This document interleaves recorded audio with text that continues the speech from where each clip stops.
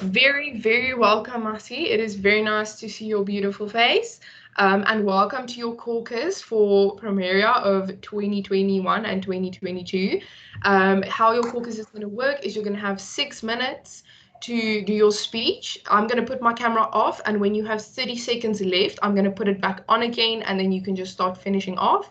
And then we will move over to your caucus, which I'll explain further once we get there. So whenever you're ready, you can start your speech.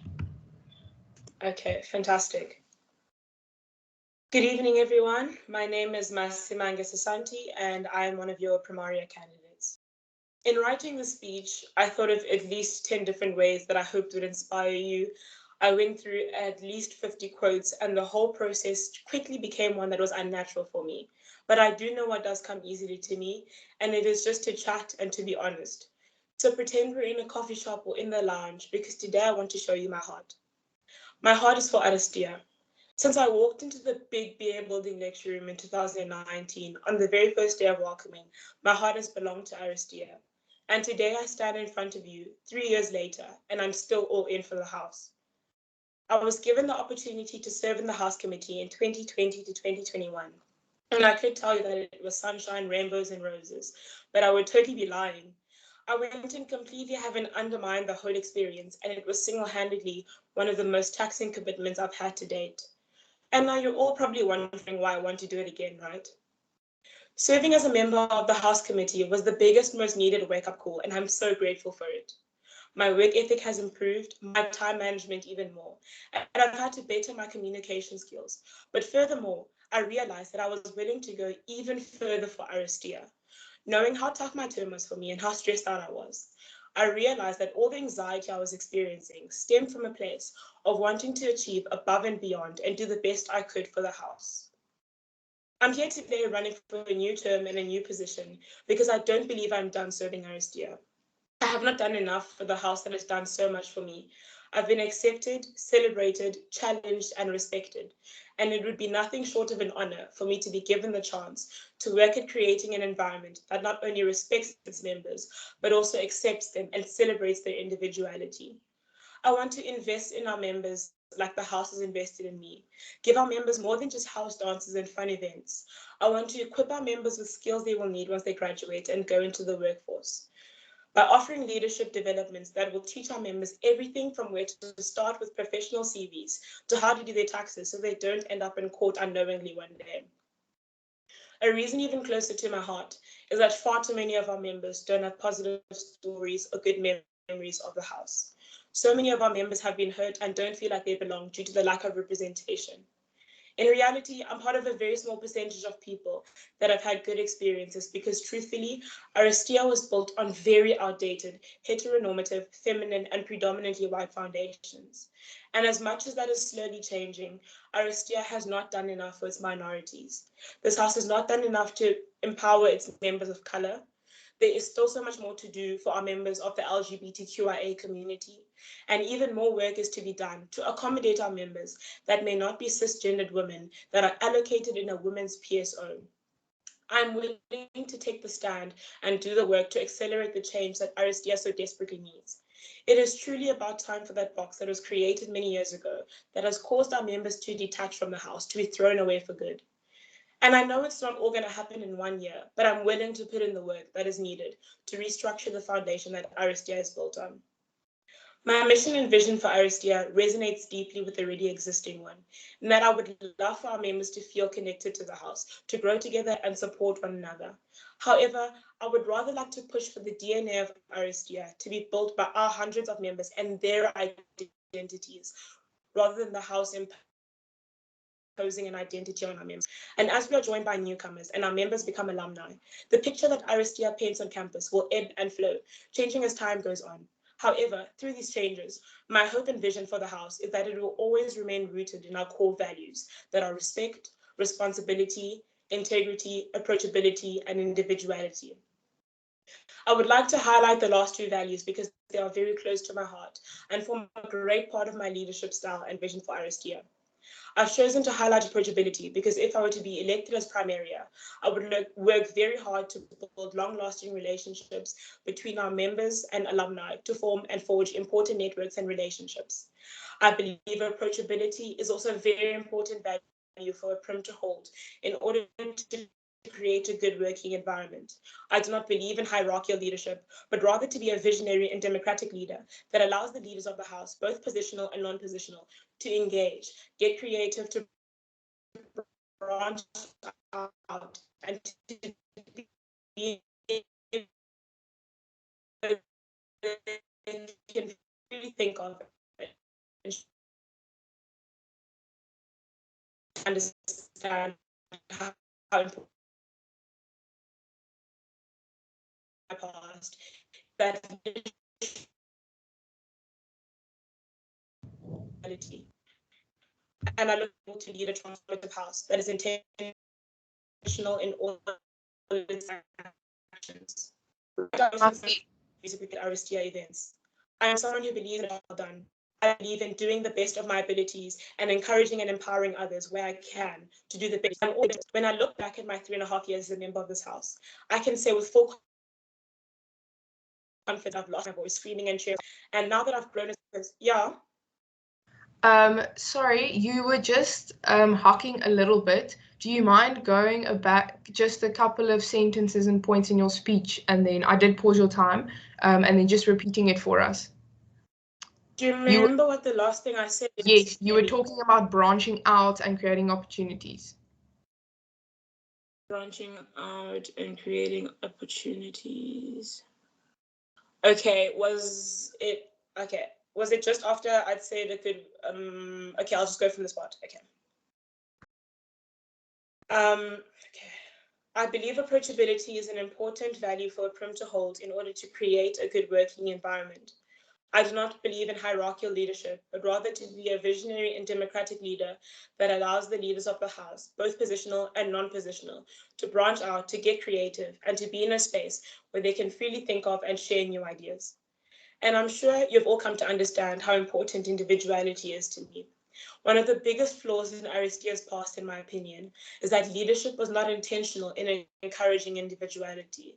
And I look forward to the possibility of being able to lead a transformative house that is intentional in all its actions, right down to what is posted on social media and the music that is played at our Aristia events. I'm someone who believes in a job well done. I believe in doing the best of my abilities at all times and encouraging and empowering others where I can to do the best of their abilities. I'm always ready and willing to be challenged and to learn more from others. When I look back at my 3 years as a member of this house, I can say that I've lost my voice screaming and cheering the house on. And now that I've grown as a person and I have learned more about leadership, I can now say with full confidence that I'm ready to give the house a voice to stand up on. Thank you. Thank you so much, Masi. I really enjoyed your speech, and you are moving over into your Q&A session now. You'll have 10 minutes once we asked you the first question, and you'll have 2 standardized questions that we asked the other 2 candidates as well. And then you'll have some questions from the panel and from the house. So yes, your Q&A will start, and I'll give over to Joss to ask you your first question. Good evening, Masimange. Thank you for being here with us this evening. So the first question that I'm going to ask you is a standardized question, and it is the following. The criteria for Primaria is that you have served as a mentor or on the House Committee the term before. This year, all 3 of our Primaria candidates have been on the House Committee, and now you are standing again. In what way will you be able to do a better job next year than you did this year?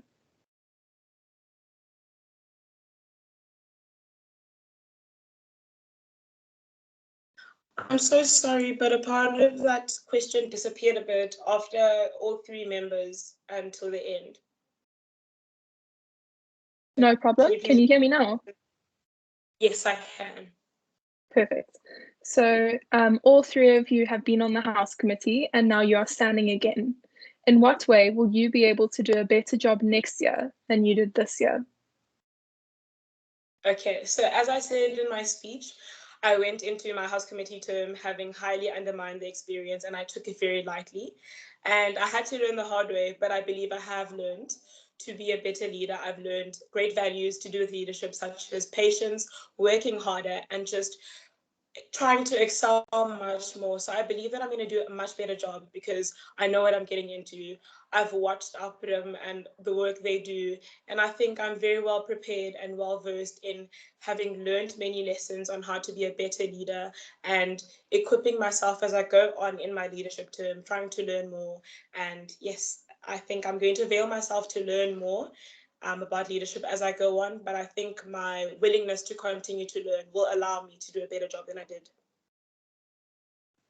Thank you very much.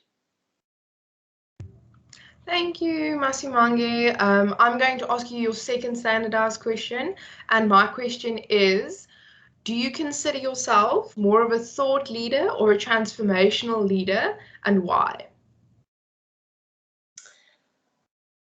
I think I would have to, is a balance even an option? I think I'd have to find a fine balance between the two, but lean more to the transformative side because I really believe that one cannot remain stagnant, and I'm always willing and learn and really looking towards changing to what's better. I don't believe in not doing anything about something just because it's not broken. I always want to look at it a different way, get different perspectives, and try, even if it's not broken, to better it. So I think I would probably lean towards the transformative side of my leadership. Thank you, Marcy. It sounds like you have a good deal of thought leadership in there as well. So that's great. Do I have any other questions from the panel to start us off? Mr. Puka. Hello. Hi, Masi. So my question is regarding the hierarchy in leadership, right? So a lot of the times you see that there's a very negative connotation regarding hierarchy within leadership, but I actually challenge you or ask you rather to think of how you would implement the the benefits of hierarchy in terms of accountability and decision making in a leadership structure, and how you view the importance of it in that sense. Okay, thank you for that question, Puka.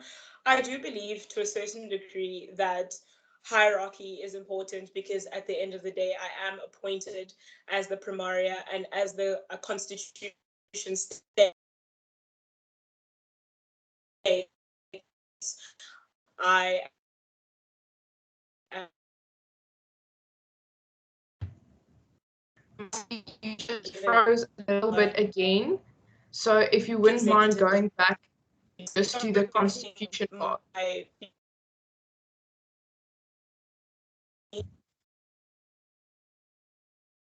Come again? You just froze a little bit. So if you wouldn't mind going back to as the Constitution states. Okay, sure. I'm so sorry about my internet. I'm not sure what's wrong. As the Constitution states, the Primaria does take executive decisions, and the Primaria is the head role in the House Committee and in the House. So I can't 100% shy away from kind of imposing that leader, or rather using that leadership level. So I think I would use it in guiding our members of the House Committee that maybe have never been in a leadership position before. And as I said previously, having to take executive decisions when I am in the position where I have to take them. And also, I think it would help in keeping us accountable, especially with the House Committee's goals and visions. I would help to keep them accountable in what the Constitution says as well. So really just to try my best to guide the members of the House Committee and the House to doing the best that they can. Awesome. Thank you, Masimange. Joss has a question for us now. Okay, so Masi, you did say in your application that General HC was a wake-up call in terms of your work ethic.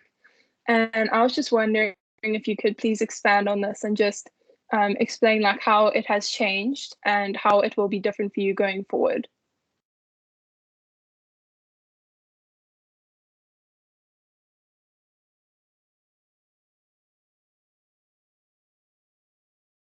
Let me just make sure I think I caught the most part of it. I think you said that I did say in my speech and application that HC was a wake-up call, and basically how I aim to go forward from that, just making sure I caught that because my internet went out. Yeah, no, I'll reset. So yes, in your application, Okay. you stated that General HC was a wake-up call for you in terms of your work ethic. So going forward, how will your work ethic be different, and what has changed from this year? A lot has changed from this year, Joss. I really was kind of like a fly by the pants of my seat kind of gal, but now I've really learned to plan down to the T what I plan on doing on that day, and I have people around me that keep me accountable to my timetable and how I've scheduled my day, and I prioritize much better now. I know when it is time to focus on HC work and when I need to put in maximum effort and when I do not need maximum effort. So thank goodness for that wake-up call, because how I look at my work and my priorities and my work ethic has completely transformed over time.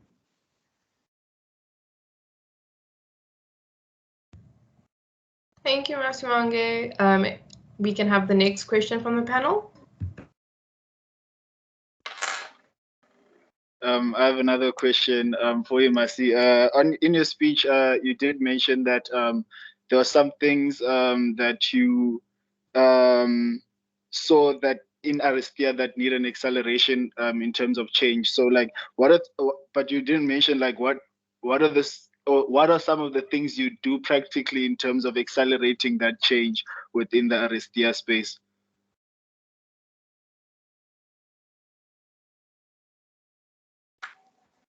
Okay, so one of my ideas to accelerate the change, like I said, the university allocates people that may not be cisgendered women and members of the LGBTQIA in a women's PSO. So it would be to either have a portfolio or a subcommittee that is in charge, that works with the Courageous Conversation portfolio, that is in charge of posting and discussing, having awareness of things like the LGBTQIA plus community, what it means to not be a cisgendered woman, and to educate our members on how to respect pronouns in the house and how to further make sure that everyone is accommodated as best to our abilities. And as was in welcoming, we had a very strict rule on not assuming pronouns. So I really would like to get the whole house into that culture, because already just in a short part of the year during welcoming, a lot of our newcomers came to me and told me that they really appreciated the effort that our mentors and HC have made to make sure that they understand what their pronouns are and understand what their medium of language is that they are most comfortable with, and really all encompassing of their home languages to make them feel more comfortable in a PSO.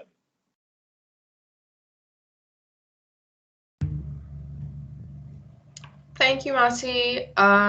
We have 1 minute left, so I'm going to let one more person ask a question, and then you just have to keep it brief. I'll put my hand up when you have to stop. Okay. Hi, Masi. Okay, I have one more question for you. And that is, you mentioned your leadership development in your speech. And I just want to know, how will you bring this to life and how will you put this in action?